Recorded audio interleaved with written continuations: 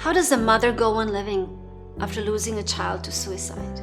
How does anyone silence the questions or faces that emptiness once occupied by smiles and hugs? Patti Herrington speaks about overcoming her own tragedy of losing a son to suicide and how she's helping others through her Firefly Ministries. I'm Tajci. At 19, I was a superstar and I was lost inside. I left it all behind, switched continents, and started all over. Years later, I found myself lost again, this time in the American dream. This is a story about awakening, about living the life you were created for, about going inward and discovering the joyous and purposeful person you and I are both meant to be. This is Waking Up in America. I met today's guest at an event of game changers, influencers, and dreamers. She stood up and she shared briefly her story, her tragedy of losing her son, but with such hope that I had to stop her and talk to her and bring her to you. Patti, thank you so much for being here. Oh, it's such a blessing to be here. My first encounter with you was so powerful because there's so much that is, to me as a mother, just incomprehensible that anyone would be able to come through on the other side and still go on living. Yeah, it was the hardest thing I could have ever even dreamed or imagined that I would ever go through in my life. Talking about turning point. Yes. Yes, and we talk about turning points. Unfortunately, yours is such a tragic one, but it's still, you still are able to find hope, yes, redemption, and helping others with it. Mm-hmm. So give us an introduction of Patti Herrington. Wow. Well, I've been a businesswoman all my life and had my own company and just living the American dream, just doing everything I could do to be a good mother and provide for my children. I had 3 sons. My oldest son is 36. I have one, he works for Dave Ramsey. He is such a sweetheart. And then I have another son that's at the University of Southern Mississippi, and he is in pre-dental.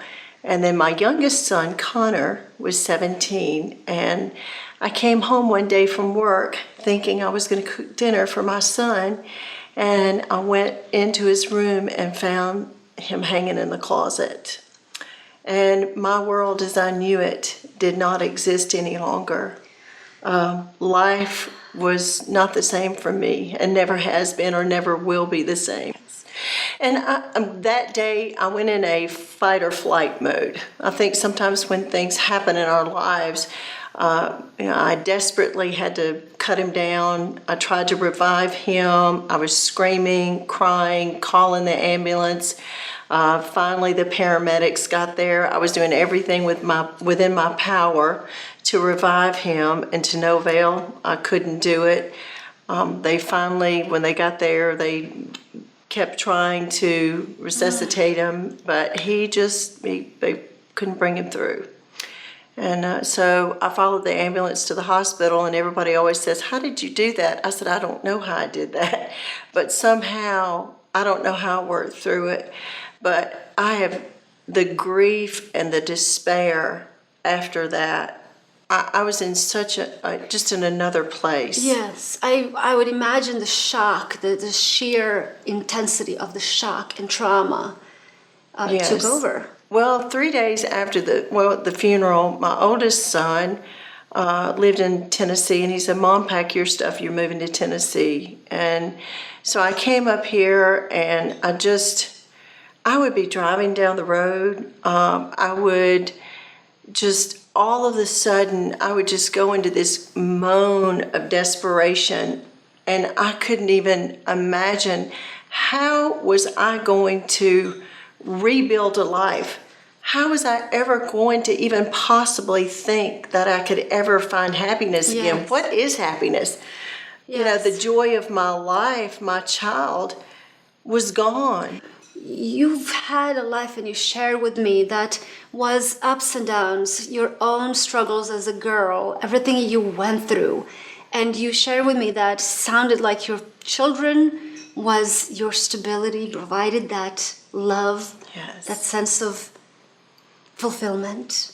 Yes, I had a very unusual childhood. I had a lot of things happen to me at a very young age. I was molested up until probably around 11, and then some other traumatic things happened to me, and then I lost my mother at the age of 18. And I think I just threw a lot of brokenness, and wounds in my soul.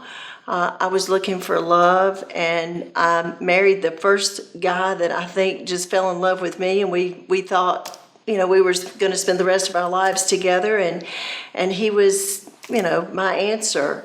And so I married him and had a son, and that's my 36-year-old son today. Wow. That lives here in Nashville.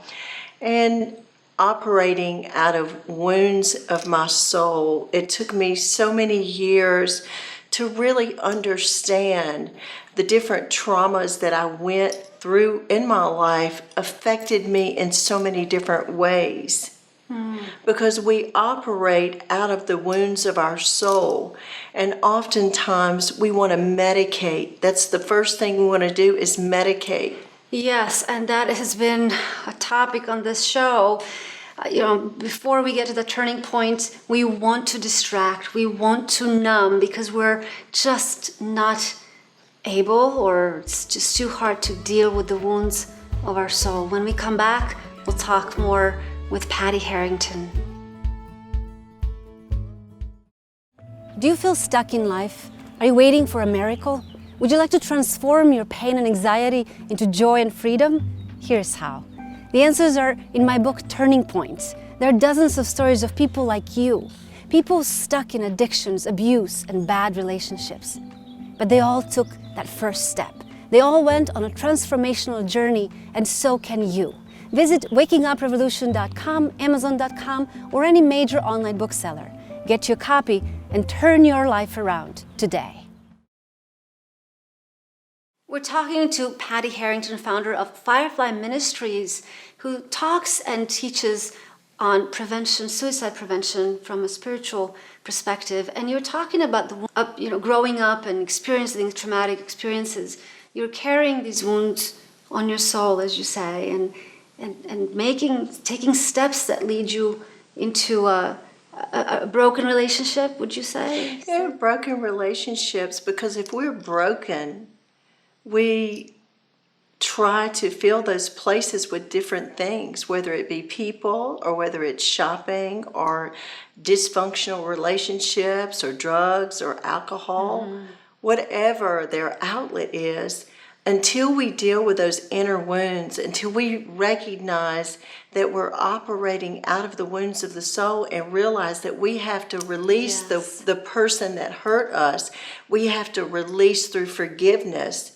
And because you've heard so many stories where people held on to things for years and years and years, and 30 years, 40 years later, they're still crying about what happened to them when they were 10 years old. Yeah, and I think a part of it is fear. Yes. We get used to that pain, existence of pain and existence in pain, that it almost becomes comfortable in a weird way. We're afraid to step out of it. So now bring us to where you're now with your son Connor, and paint a picture of the life that you had then before the tragedy.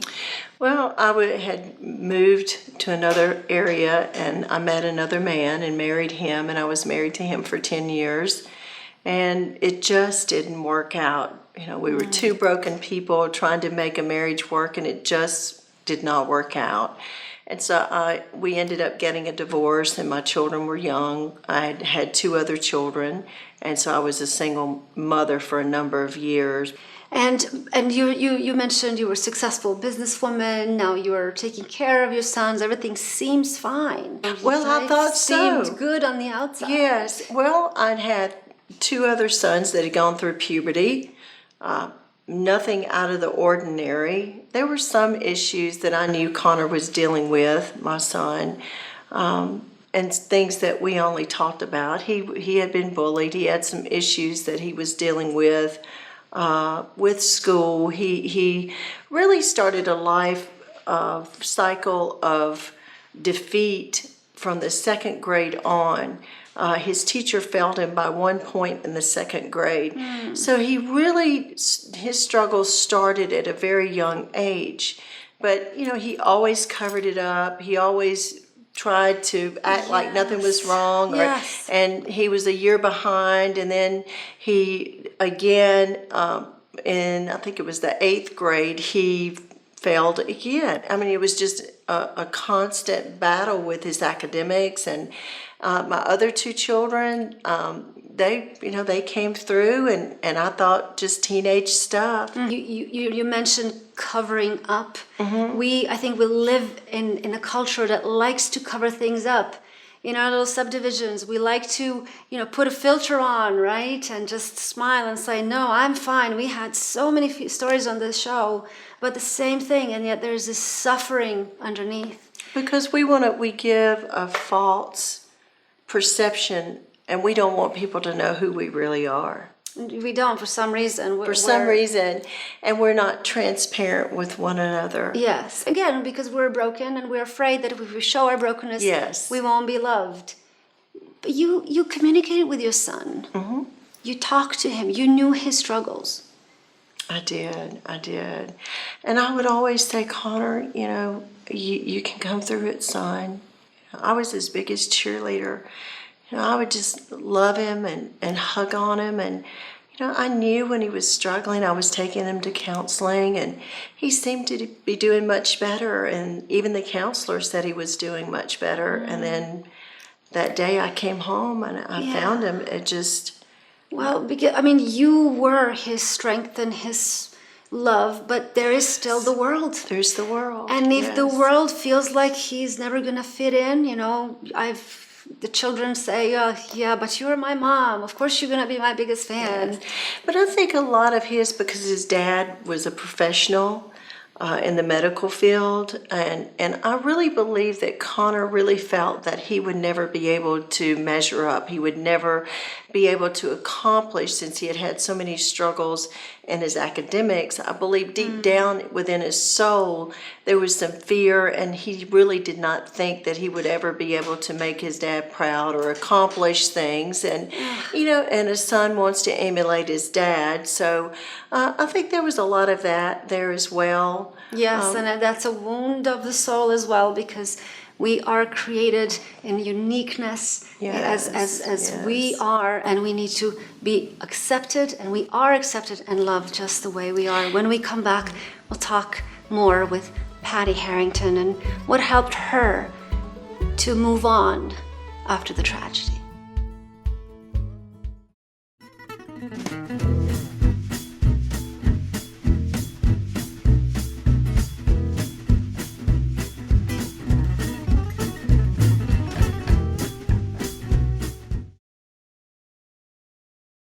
We're talking to Patti Herrington, the founder of Firefly Ministries. Her turning point was when she found her son who committed suicide. Let's talk about recovery. Well, I decided to rent a cabin out in the middle of nowhere in West Tennessee. I just wanted to get somewhere where I could just lock myself in. And I did that. For 6 months, I rented this cabin from the guy, and I told him, I said, I can't think past 6 months. But I rented it for 6 months, and I said to him, I said, I've just got to, work through this grief. And that's what I did. And it's interesting because you said before you numbed. You went numbed with relationships. You shared with me you numbed with shopping. And this time you didn't, and yet this is the most unimaginable pain. Yeah, just life. Life had really thrown me a lot of blows. But I just got on my knees and I cried, and I was so broken. I cried and I cried, and I was like, how can I go on? How can I find myself? How can I even find purpose and enjoy my life? I just couldn't even imagine being happy. And I have to ask you, what did you do with the sense of guilt? Well, I did have guilt. Any parent that loses a child to suicide. I just spoke with a woman in another state the other day. She called me and she was dealing with guilt. I've had so many people ask me that question. Yes, what could I have done? What could I have done? But there's always those questions. And really there wasn't anything I could do because it was his decision to do that. He's the one that decided to take his life. So I was faced with this and I began to just try to find out, what can I do with this thing? What can I do with it? And I really had struggles within myself because I'd always brought my children up in church, and I always heard that someone that commits suicide goes straight to hell.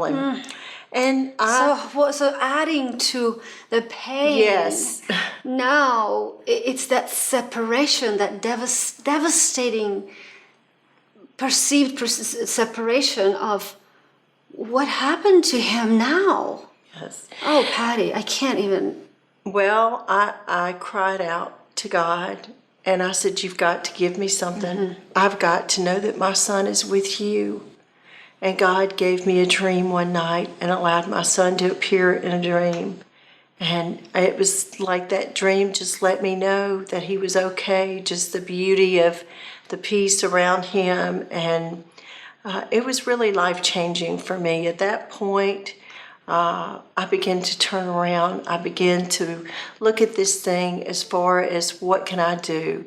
Because I knew there was only one or two choices I could make. Either I could lay down and die with my son, yes. or I could turn this tragedy into a triumph, and I could spend the rest of my life helping save lives and to share my story of the empty chair. Yes, and that's what you're doing. That's what I'm doing. So I go and speak to young people, and I share my story. I'm very raw with it.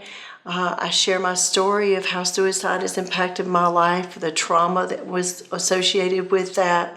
And, this is what you're thinking, this is the reality of it. I'm left with an empty chair for the rest of my life. You think that the young people are not being heard, especially these days when we're so disconnected? We are very disconnected. There's so much social media out there. There's a lot of bullying. And, even parents can bully. And that's what we have to remember, is even our own words, because words have power.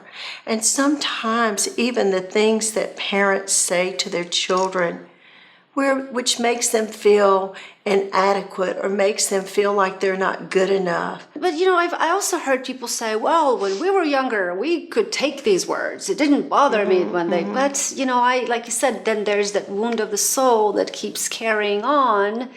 And that's why I think we ended up here as a society. That's exactly right. It really is. And there's just a lot of hurting people out there. And I thank you for what you are doing, and all of the guests that we have on this show. We're really trying to wake you up, and make you aware of the words you're saying, make you aware of your own wounds of the soul. Yes. So when we come back, we have some more good stuff from Patti. Are you planning a live event? Looking to bring inspiration and a fresh approach to wake up your community or organization? Tajci's keynote concerts are transformational experiences that lead your audience to a life of joy, authenticity, courage, and purpose. Book Tajci for your next event now by visiting wakinguprevolution.com. We're here with Patti Herrington, founder of Firefly Ministries. So tell us about, the misconception of who are the people with suicidal thoughts. Well, I think as a society, we paint a picture of what we think a suicidal person looks like. Typically, what we'll do is we'll paint that picture of either they're homeless or they're extremely poor or uneducated, when in fact, most of the suicides that I have seen have been people from higher income levels, people that you would never think, the picture-perfect families where their young people, their children took their lives. It's devastating. Do you know that over 1 million people died by suicide last year alone?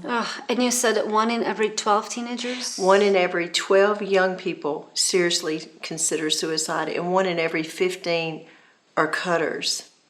Wow. And suicide is the second leading cause of death in the United States between ages 15 to 24. And yet it is those wealthier areas, and correct me if I'm wrong, it seems to me that those we like to cover it up again. We like to not talk about it. It becomes shame of the family. We don't want this, whatever it is, right, to be talked about. Correct me if I'm wrong, but this is just my, immigrant view of the situation. That's very true, but when you address these issues head on, lives are saved. Yes, I think it's thank you. That's what's most important. Lives are more important than looking good. Yes.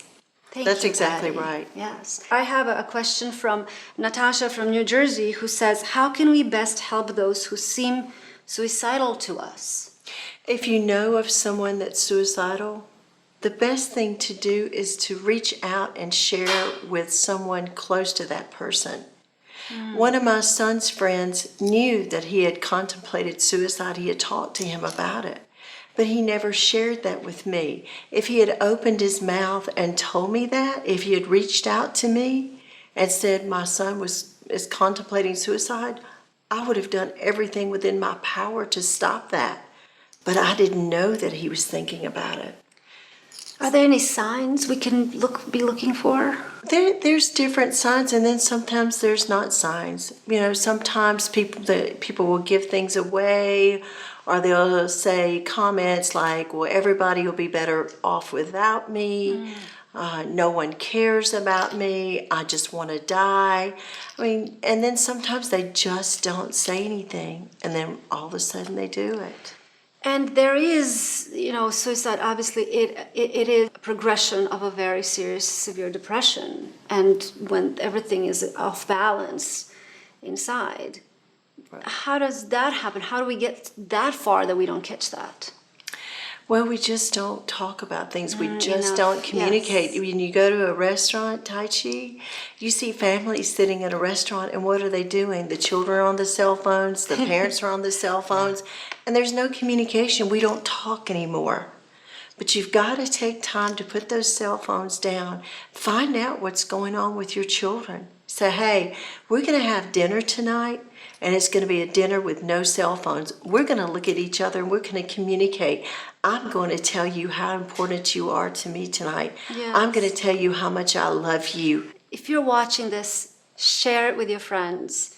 Invite Patti to speak. Look at Firefly Ministries. Let's help each other to wake up, to heal from within, to really open up to God if you are whatever God means to you, and really allow that healing to happen. We can support you. We can be here for each other. Absolutely. On that note, let's celebrate. Let's do the one-word answers. Are you ready? Wow. Okay. What brings you most joy? My children. One thing you are most grateful for? God. Your biggest fear? I don't have any. Your biggest challenge? Wanting to accomplish more. My vision is gigantic. If you could be anywhere in the world right now, you would be? Israel. Your favorite food? I'm a health nut, so anything healthy. Top thing on your bucket list? To go to Rome. One thing you'd like to be more of? A better human being. Tea or coffee? Coffee. House or apartment? House. Fly or drive? Fly. Summer or winter? Summer. Last photo you took with your phone? Last week. Of? Me? Oh, you're a selfie girl. Yes. Me too. All our world needs is love. If I could abolish anything from the earth, it would be evil. This year, I claim joy. Thank you. You're welcome. Patti, tell us about music in your life, and how did you find Matt Kennon, our music guest? Well, I actually ran into this girl. I was at Office Depot, and she knew him, and she just suggested I have him on, and it was just such a God thing. He is such an awesome blessing, and he's written several songs, and his passion is to help those that have been bullied and to bring awareness to suicide prevention. And it was just such a wonderful blessing to meet him, and he's got a great voice. He's Yes. wonderful. His songs just make me cry. So Me too. pull out your tissues. Yes. Thank you so much, Patti. It was such a blessing to be here. Thank you. Today was gonna be the day. He'd already wrote the note and parked that Chevrolet at the end of that dead-end road. Had his finger on the trigger, just about to end everything. He was taking one last long breath when he heard his cell phone ring. And his best friend said, "Man, where you been? We're heading down to the lake this weekend. You better not miss it, 'cause buddy, I swear it won't be the same if you ain't there." And I told that girl that you like so much, you were coming along and her eyes lit up. I better let you go. Man, I really hope I didn't catch you in the middle of anything. He said you kinda did, but I don't mind at all. I'm glad you're gone.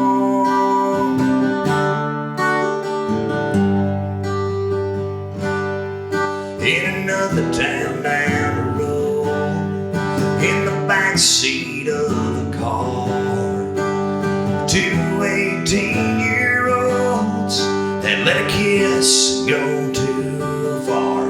He said, "How we gonna have this child when we're both headed off to school?" He convinced her late one night there's only one thing to do. Now she was scared to death in that waiting room when the nurse asked, "How long are you?" She said 5 weeks, and just about then her phone lit up and his call came in, saying, "Baby, I was wrong about everything. I've already bought you a diamond ring. We're gonna start a line. Would you be my wife? Or a girl, pink or blue? Yeah, either way." All she could say is she felt those teardrops fall. I'm so glad you called.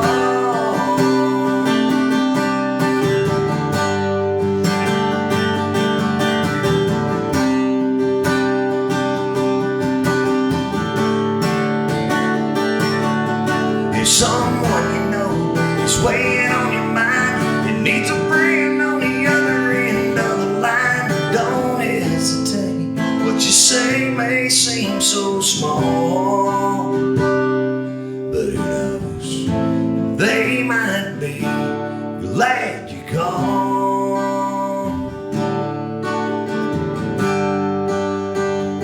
So make the call.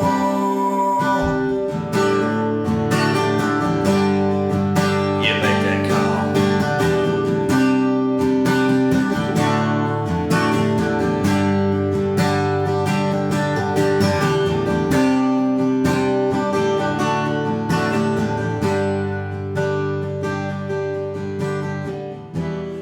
To share this episode and connect with Patti Herrington and Firefly Ministries, please visit wakinguprevolution.com. Thank you for watching, and thank you for being courageous to be an uplifting force in our world.